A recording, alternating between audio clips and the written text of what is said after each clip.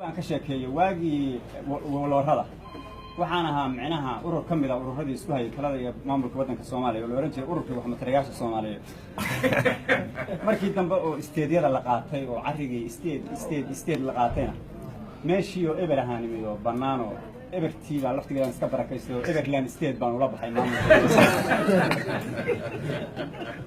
hadda waxaan u sharaxanay xilligan 16 oo la sheegayana hadii wax dhaaman la helo waa meesheeda sida aadan tahay dadku si socdo musharax laana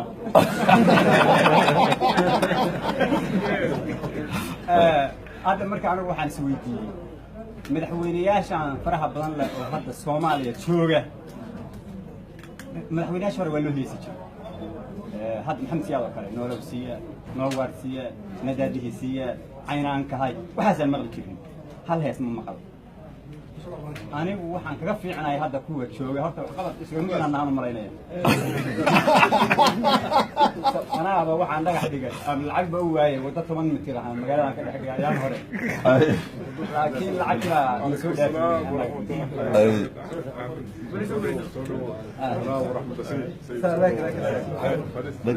لك أضياش الجديد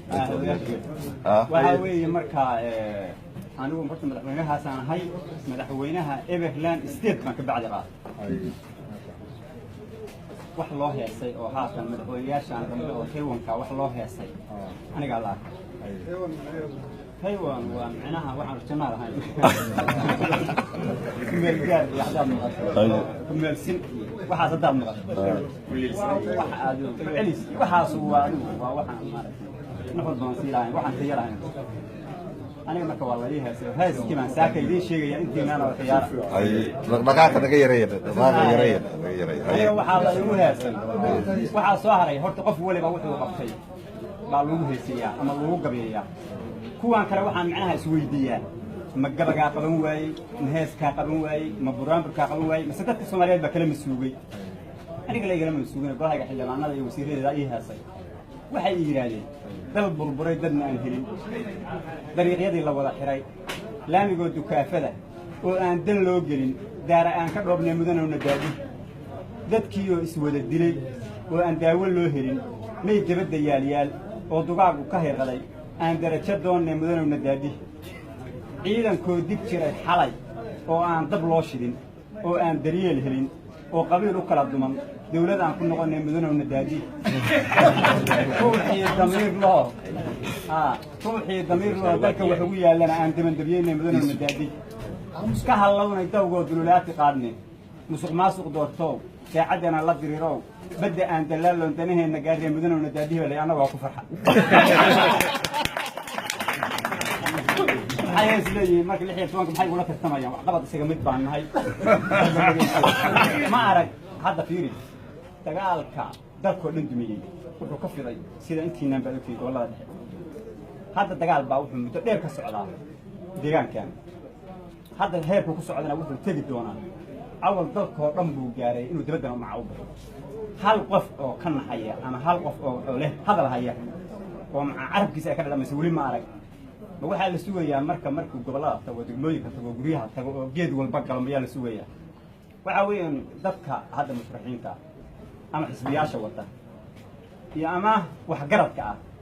war nin walba wixii aad qabataa lagu qiimeyn doona waxa aad qabataa lagu qiimeyn doona hadda aniga waxa lagu qiimeeyay waxaan qabtay maxay ahayd eber